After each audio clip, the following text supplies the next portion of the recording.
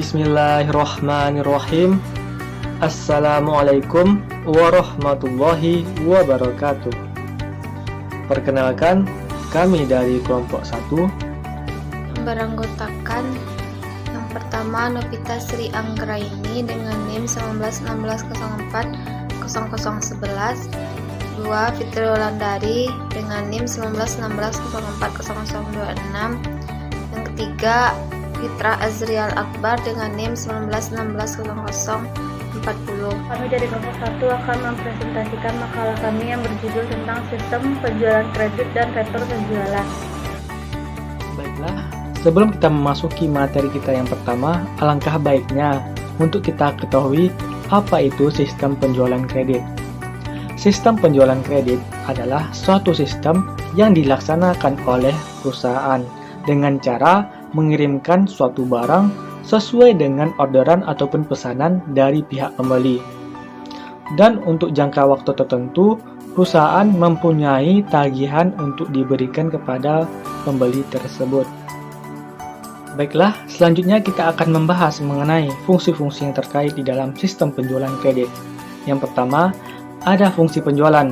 Dalam transaksi penjualan kredit, fungsi ini bertanggung jawab untuk menerima surat order dari pembeli, mengedit order dari pembeli untuk menambahkan informasi yang bebas ada pada surat order tersebut, meminta otorisasi kredit, menentukan tanggal pengiriman dan dari mana barang tersebut akan dikirimkan, serta mengisi surat order pengiriman. Yang kedua, ada fungsi kredit. Fungsi ini bertanggung jawab untuk meneliti surat kredit pelanggan atau pembeli dan memberikan otorisasi pemberian kredit kepada pembeli. Yang ketiga, ada fungsi gudang. Dalam transaksi penjualan kredit, fungsi ini bertanggung jawab untuk menyimpan barang dan menyiapkan barang yang dipesan oleh pembeli, serta menyerahkan barang ke fungsi pengiriman. Yang keempat, ada fungsi pengiriman. Dalam transaksi penjualan kredit, fungsi ini bertanggung jawab untuk menyerahkan barang atas dasar surat order pengiriman yang diterimanya dari fungsi penjualan. Yang kelima, ada fungsi penagihan. Dalam transaksi penjualan kredit, fungsi ini bertanggung jawab untuk membuat serta mengirimkan faktur penjualan kepada pembeli, serta menyediakan kopi faktur bagi kepentingan pencatatan transaksi penjualan oleh fungsi akuntansi. Dan yang terakhir, yang keenam, ada fungsi akuntansi. Dalam transaksi penjualan kredit, fungsi ini bertanggung jawab untuk mencatat piutang yang ditimbulkan dari transaksi penjualan kredit dan membuat serta mengirimkan pernyataan piutang kepada para debitur, serta membuat laporan penjualan. Setelah kita mengetahui mengenai fungsi-fungsi yang terkait di dalam sistem penjualan kredit, materi selanjutnya yang akan kita bahas ialah informasi yang diperlukan oleh manajemen. Ada 7 informasi yang diperlukan oleh manajemen. Yang pertama, ada jumlah pendapatan penjualan menurut jenis produk atau kelompok produk selama jangka waktu tertentu. Yang kedua, ada jumlah piutang kepada setiap debitur dari transaksi penjualan kredit. Yang ketiga, ada jumlah harga pokok produk yang dijual selama jangka waktu tertentu. Yang keempat, nama dan alamat pembeli. Yang kelima, kuantitas produk yang dijual. Yang keenam, nama wiraniaga yang melakukan penjualan. Dan yang terakhir, 7, otoritas pejabat yang berwenang. Baiklah, setelah kita mengetahui informasi-informasi apa saja yang diperlukan oleh manajemen, selanjutnya yang perlu kita ketahui ialah dokumen-dokumen apa saja yang dibutuhkan ataupun yang digunakan selama berlangsungnya sistem penjualan kredit ini. Yang pertama, ada surat order pengiriman dan tembusannya. Surat order pengiriman merupakan dokumen pokok untuk memproses penjualan kredit kepada pelanggan. Surat order pengiriman ini memiliki tembusannya. Di antaranya ada surat order pengiriman, ada tembusan kredit, ada surat pengakuan, ada surat muat, dan ada slip pembungkus.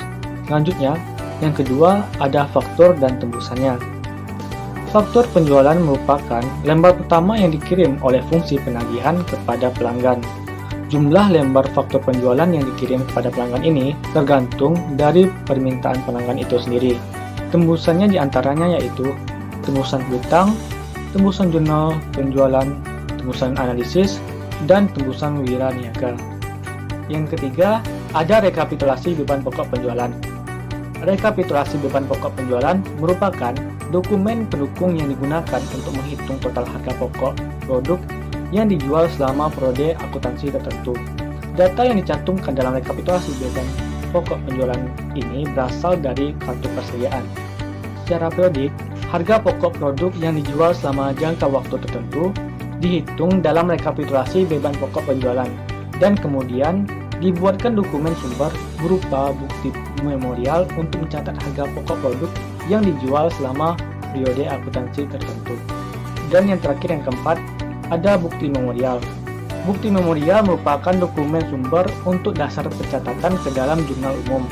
Dalam sistem penjualan kredit, bukti memorial merupakan dokumen sumber untuk mencatat harga pokok produk yang dijual dalam periode akuntansi tertentu.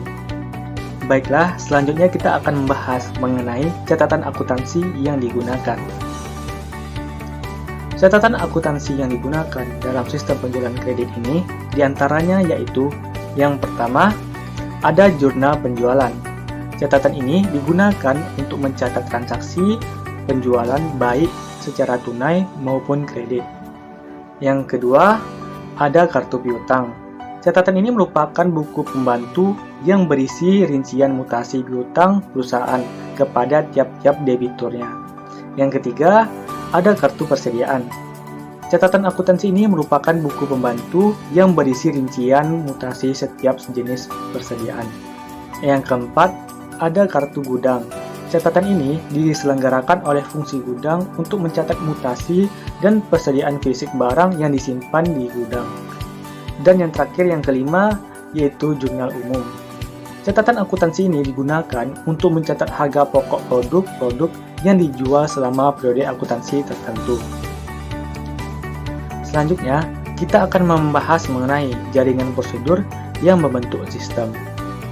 Jaringan prosedur yang membentuk sistem di dalam jaringan sistem penjualan kredit ini, yang pertama, yaitu adanya prosedur order penjualan.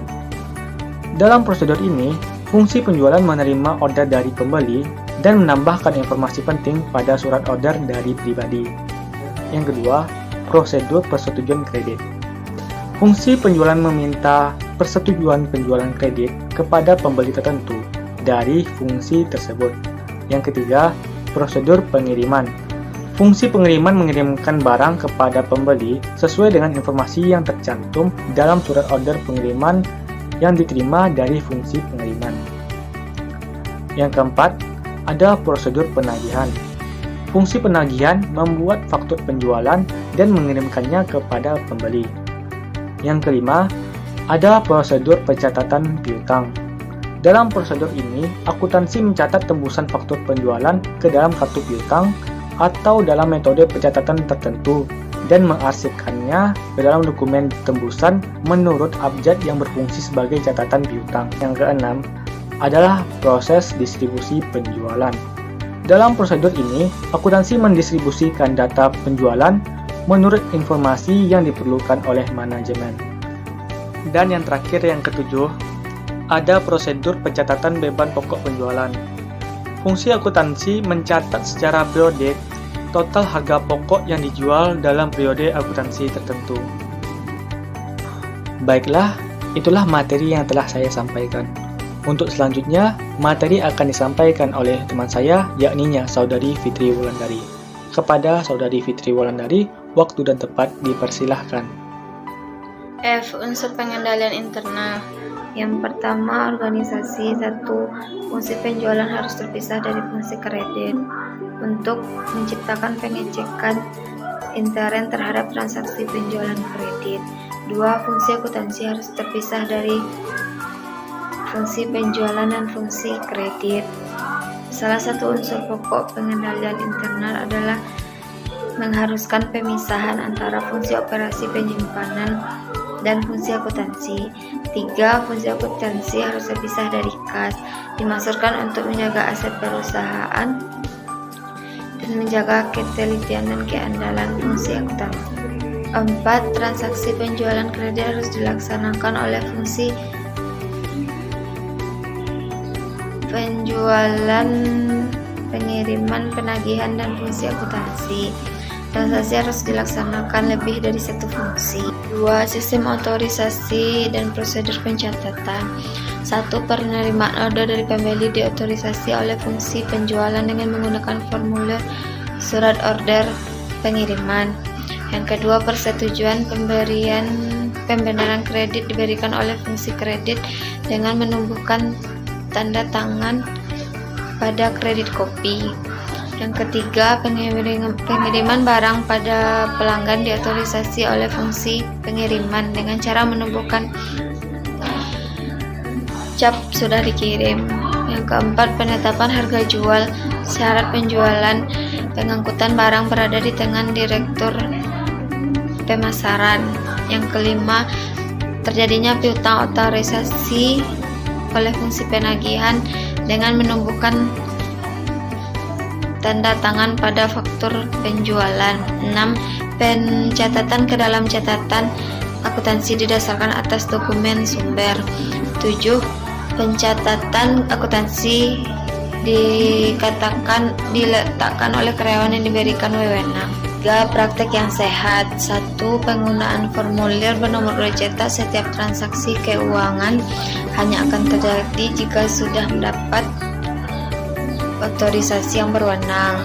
2. Secara periodik, fungsi akuntansi mengirim pernyataan piutang kepada setiap debitur untuk menguji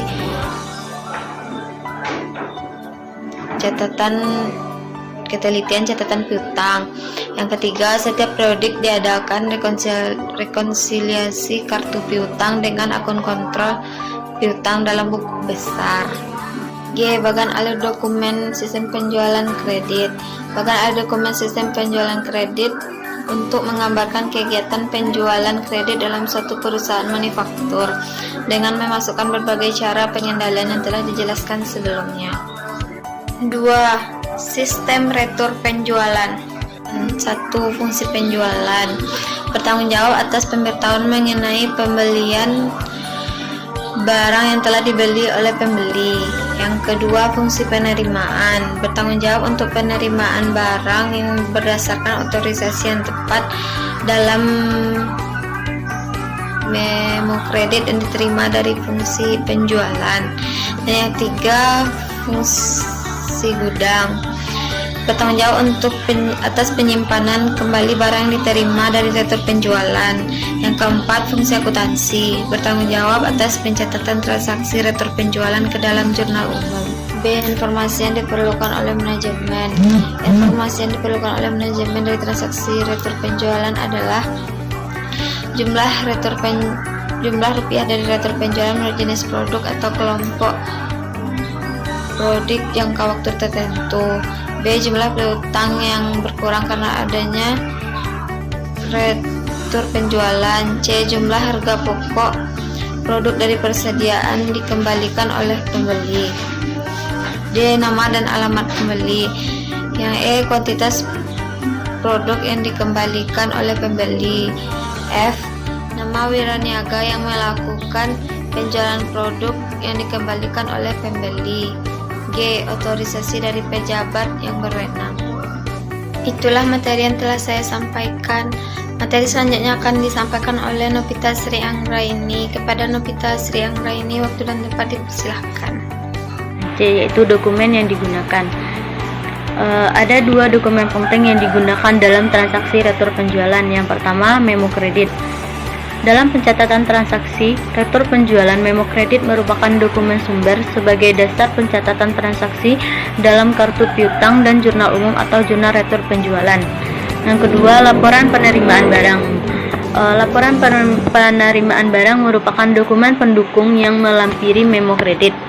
Selanjutnya yang D, yaitu catatan akuntansi yang digunakan. Yang pertama ada jurnal umum atau jurnal retur penjualan. Berkurangnya penjualan dan piutang dagang akibat adanya transaksi retur penjualan dicatat di dalam jurnal umum, atau jika perusahaan menggunakan jurnal khusus maka dicatat di dalam jurnal retur penjualan. Yang kedua, kartu piutang. Kartu piutang merupakan buku pembantu piutang yang di dalam transaksi retur penjualan digunakan untuk mencatat berkurangnya piutang kepada debitur akibat transaksi retur penjualan. Yang ketiga, kartu persediaan. Kartu persediaan merupakan buku pembantu persediaan yang di dalam transaksi retur penjualan digunakan untuk mencatat bertambahnya jenis persediaan produk jadi tertentu akibat adanya transaksi. Yang selanjutnya yaitu yang 4, kartu gudang. Kartu gudang adalah catatan yang diselenggarakan oleh bagian gudang untuk mencatat tambahan jenis persediaan produk akibat adanya transaksi retur penjualan. Selanjutnya yang E, yaitu jaringan prosedur yang membentuk sistem retur penjualan. Yang pertama yaitu prosedur pembuatan memo kredit. Berdasarkan pemberitahuan retur penjualan dari pembeli, dalam prosedur ini, fungsi penjualan pembuatan memo kredit yang memberikan perintah kepada fungsi penerimaan untuk menerima barang dari pembeli. Yang kedua yaitu prosedur penerimaan barang. Dalam prosedur ini, fungsi penerimaan menerima dari pembeli berdasarkan perintah dalam memo kredit yang diterima dari fungsi penjualan. Yang ketiga, prosedur pencatatan retur penjualan. Dalam prosedur ini, transaksi piutang dagang dan piutang pendapatan penjualan akibat dari transaksi retur penjualan dicatat oleh fungsi akuntansi ke dalam jurnal umum atau jurnal retur penjualan dan ke dalam buku pembantu piutang. Yang selanjutnya yang F, yaitu unsur-unsur pengendalian internal. Adapun unsur-unsur pokok dalam sistem pengendalian internal terdiri atas 3. Yang pertama yaitu organisasi. 1. Fungsi penjualan harus dipisahkan dari fungsi penerimaan.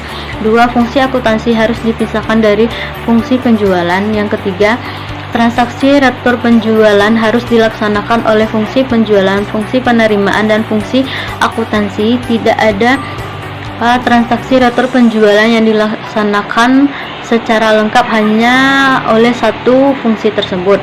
Yang kedua, sistem otorisasi dan prosedur pencatatan. Yang pertama, retur penjualan diotorisasi oleh fungsi penjualan dengan membubuhkan tanda tangan otorisasi dalam memo kredit. Yang kedua, pencatatan berkurangnya piutang karena retur penjualan didasarkan kepada memo kredit yang didukung oleh laporan penerimaan barang. Yang selanjutnya, praktik sehat. Yang pertama, memo kredit bernomor urut cetak dan pemakainya dipertanggungjawabkan oleh fungsi penjualan. 2. Yaitu secara periodik fungsi akuntansi mengirim pernyataan piutang kepada setiap debitur untuk menguji ketelitian catatan piutang yang diselenggarakan oleh fungsi tersebut.